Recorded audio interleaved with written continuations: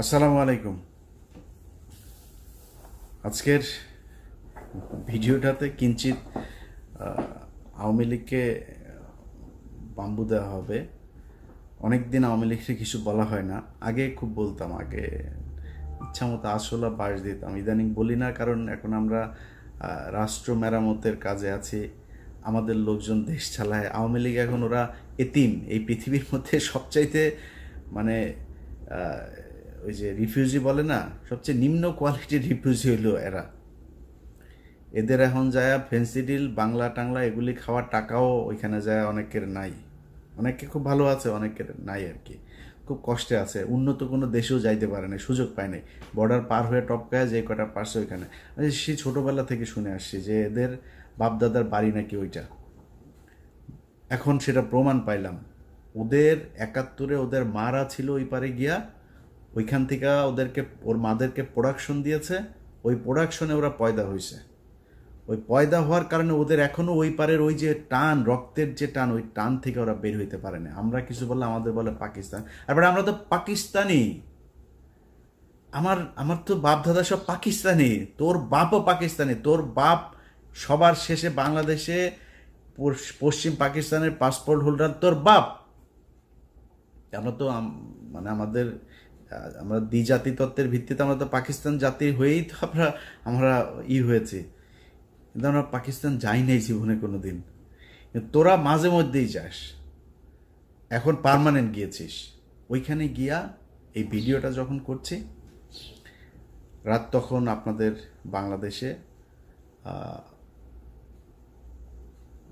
3:30 3:30 বাজে। ভারতে ধরেন আধা ঘন্টা আমাদের সাথে চাইতে ডিস্টেন্স। তো ওরা তো সব ভারতে গিয়ে আছে, ওরা সব গভীরভাবে ইতে আছে ইউনুস পতন হবে আর ওরা দেশে ঢুকে যাবে। আয় আয় বাংলাদেশে আয়। কয়দিন আগে দেখছিস না, তোরা যতবার লম্প ঝম্প করবি ততবার বিপদে পড়বি।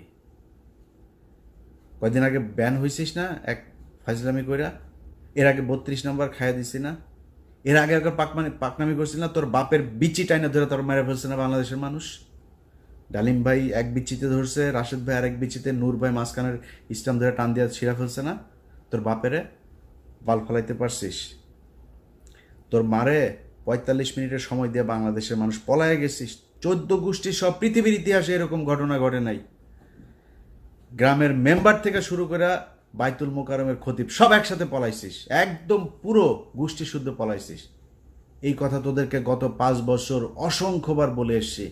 এমন একটা দিন আসবে পালানোর রাস্তা পাবি না। তোরা আওয়ামী লীগ করিস, এটা কেউ বলতে পারবি না মুখ দিয়া।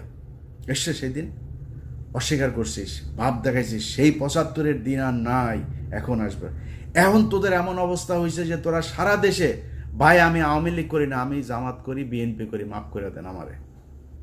এই অবস্থা হয়েছে না তোদের? বিএনপি, এই ইশরাক, এই যে এখন যিনি মেয়রের ইনিয়া যেটা চলছে, সেই এই ইশরাক তোদেরকে বলছিল যে পুলিশ ছাড়া মাঠে আয়। তোদেরকে 1 ঘন্টা সময় দিবে না বিএনপি। 15 বছর চেষ্টা চালাইছিস, বিএনপি ভাঙতে পারছিস? জামাতের শীর্ষ নেতাদের সব ফাঁসি দিছিস, ভাঙতে পারছিস? 2টা দলই স্ট্রং হয়েছে আগের চাইতে। কিন্তু তোদের 75-এর পরে আওয়ামী লীগ বলার নাম মানুষ পাস নাই, 24-ও পাচ্ছিস না। এটা তোদের ভবিষ্যৎ। যেদিন আবার মনে কর খুব হাইপোথেটিক্যালি একটা সময় আসবে, তুই আবার ক্ষমতায় আসবি, আবার তোদের এই একই অবস্থা হবে যদি চরিত্র পরিবর্তন করতে না পারিস। যেই নামে আসিক, আওয়ামী লীগ নামে তোরা নির্বাচন করবি, এই স্বপ্ন দেখিস না। যেই নামেই তোদের এই লোকগুলি তো থাকবে, এই লোকগুলির যদি আলাদা কোনো দল হয়, সেই দল থেকে ক্ষমতায় আসিস এবং এরকম করিস, এই আবার তোর আব্বার মতো আর তোর মার মতো অবস্থা হবে। তোর বাপের মনে আছে না, 14 গোষ্ঠী একদম পাড়া মেরা মেরা ফেলছে বাঙালি, মিষ্টি বিলায় খাইছে। তারপরে শিখতে পারছিস কিছু? কোনো কিছু করতে পারছিস? আজকে তোরা এখন লাফালাফি করতেছিস দেশে যাবি। তোরা দেশে যাবি কেন? আবার ওই যে ওয়াসিমের মতো মাইরা তারপরে এই গাড়ির উপর থেকে ফেলবি জীবন্ত মানুষকে, ওই জন্য। আবার ওই যে রোজা ভাঙায়া মহিলার থেকে তুলে নিয়ে যায়, তারপরে জঙ্গি বানায় তারে 1.5 মাসের বাচ্চা সহ তাদের উড়াই দিছিস বোম্বাইরা, জঙ্গি নাটক সাজায়। এটাই তো তোরা আবার বাংলাদেশে যাবি এই স্বপ্ন দেখিস? এত সাহস তোদের? যা, রাস্তায় যা। তোরা যখন যাবি কোন প্রোগ্রাম দিবি দে বল, কয়টার সময় যাবি, কোন জায়গায় যাবি বল। আমি তোরা গ্যারান্টি দিলাম, বিএনপি, জামাত, এনসিপি, সাধারণ মানুষ, নূরের দল, যেই দল এই দল, সব দল একসাথে হয়ে তোরে পেটাবে। যা, সময় দে। তুই কবে আসতে চাস? ইশাক তোদের বলছিল না পুলিশ ছাড়া? এখন পুলিশ নাই, এখন পুলিশ তোদের পিছনে নাই। আয় রাস্তায় আয়, তোদের সাথে খেলবে। তোরা আবার বলতে পারিস যে আমি আমেরিকায় বসে বসে, আর বেটা আমেরিকা বসে দেশ চালাইতেছি, তুই কি মনে করিস? তোর বাপ পাকিস্তানে বসে দেশ স্বাধীন করছে না? আমি দেশ চালাইতেছি আমেরিকা বসে। আমি যা বলতেছি তাই, তুই যা। আমি তোরে কথা দিলাম, তোর যদি পেটাইতে না পারে বাংলাদেশের মানুষ, আমি কান কেটে ফেলাই দেব। যা, তোরা বাংলাদেশে গিয়েই কর।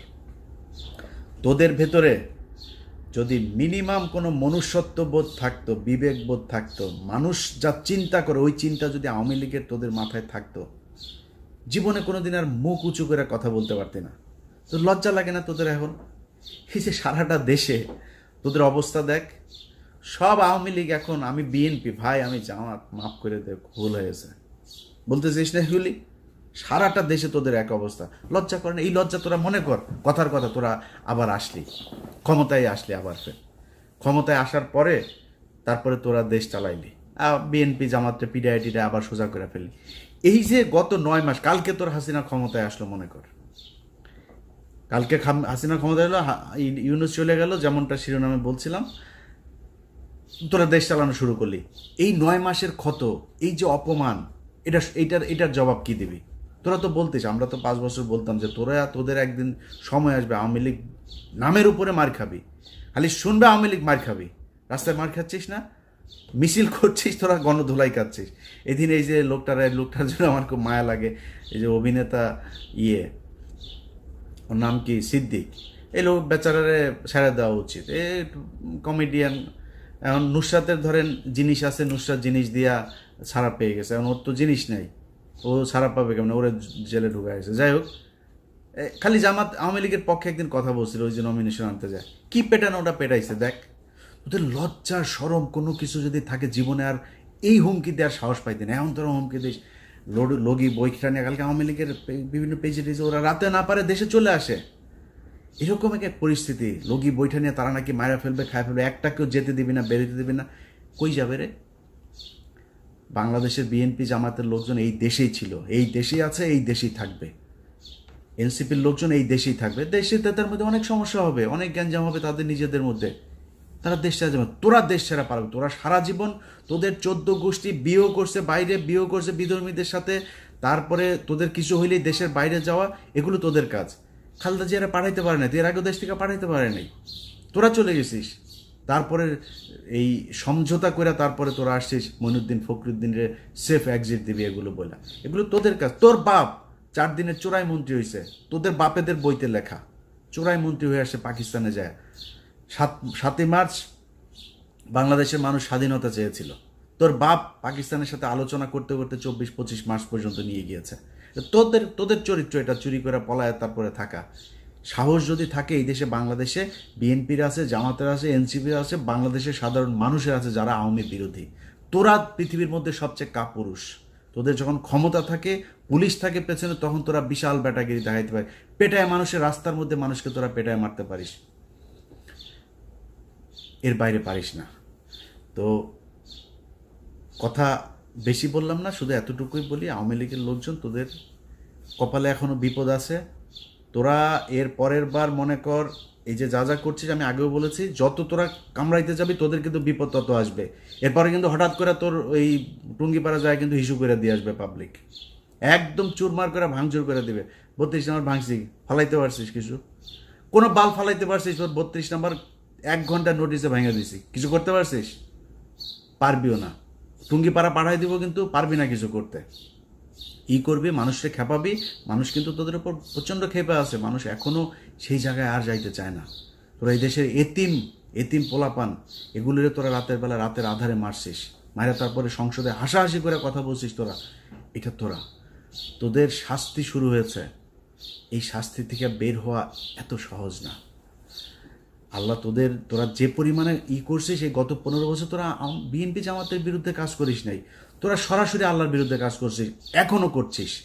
তোদের বাপ এই যে জয় প্রতিদিন ইংলিশে পোস্ট করে, এই তো ইংলিশে পোস্ট করিস কেন? আচ্ছা তোর বাংলাদেশ নিয়ে না তোরা রাজনীতি করিস, বাচ্চা কোথাকার বাচ্চার সারাদিনের কাজ হইলে বাংলাদেশে কেমনে জঙ্গি বানাবে মানুষ। আরে ভাই, আমার বাংলাদেশের মানুষ 80% মানুষ টুপি পরে, আর ওই ছবি নেয়, একটা মিছিল হয়েছে ছবি নেয়, সেটা নিয়ে দেয় বাংলাদেশে নাকি আইএসআই নাকি বাংলাদেশ দখল করে ফেলেছে। শুয়োরের বাচ্চা, এত খারাপ মানুষ ওরা সারাটা বছর, এই 15টা বছর ওরা ইসলামের বিরুদ্ধে যুদ্ধ করেছে, ওরা আল্লাহর বিরুদ্ধে যুদ্ধ করেছে, তার পানিশমেন্ট আজকে তারা পাচ্ছে। এখন আবার ফাল পারে। এত তাড়াতাড়ি তোদের পানিশমেন্ট শেষ এটা মনে হয় তোদের কাছে? সময় আছে, এখনও মাপ চা। ছোট্ট একটা গ্রুপ হইলেও মাপ চা, যে আমরা মাপ চাই, আমাদের এই ভুল হয়েছে, আমরা বাংলাদেশে থাকতে চাই, রাজনীতিও যদি করতে চাইস তাহলে ওইগুলি সব মাপ চায়া টায়া তারপরে ওদের থেকে সরে আসতে হবে। এই শেখ পরিবারে ওদের জন্মই জাউরা, এই যে শেখ মুজিব, এই শালা ছিল জাউরা, ওরে তো বাপ তো ওইখানকার, মার পেট হয়ে গেছিল প্রেম কইরা, সেই শালা বিয়ে করে না, আরেকজনের ঘাড়ের মধ্যে, লুৎফুর রহমানের ঘাড়ের মধ্যে ফেলাই দিছে। ফেলাই দিয়া তো পেটওয়ালা মাগিরে নিয়ে আইসা তো এখন মুজিব তো পয়দা নিছে, পয়দা তো জাউরা, তো এই জাউরার মানে পুরা বংশ জাউরা শালারা। এদের কথাবার্তা, এদের কাজ কাম একটা ভালো পাবে না, আল্লাহর কসম করে বললাম ভাই। এই পুরা শেখ পরিবারে একটা দেখান ভালো, একজন ভালো মানুষ আপনি দেখান। খালি পার্থ ভাই কেমনে কেমনে ওই বাসায় গিয়া পড়ছিল জানি, তো ওই এদের এই ইয়ে মানে এই অন্তত আওয়ামী লীগের এগুলো খায় নাই এই 15 বছর। ভেতরে ভেতরে জানি না পার্থ ভাইয়ের কি ইয়ে, কিন্তু সামনে সামনে অন্তত খায় নাই। এর বাইরে পুরো বংশের ভেতরে দেখেন, এক জায়গায় আপনি খুলনায় যান, ওই ফরিদপুরে যান, ওই বাগেরহাটে যান, মাদারীপুরে যান, গোপালগঞ্জে যান, ওদের রক্ত যেখানে আছে সবখানে একই অবস্থা এদের। এত জাউরা এই কুত্তার বাচ্চারা। তো মানে আমি ওদের কালকের এই যে ফেসবুকের ওদের যে অ্যাগ্রাসন, এগুলো দেখা মানে আমি মানে অনেকদিন পরে ইচ্ছা হইলো, বুঝছেন, ওদেরকে একটু দোয়া দরুদ পড়ার। তো একটু পড়ে দিলাম, অনেকের কাছে খারাপ লেগেছে।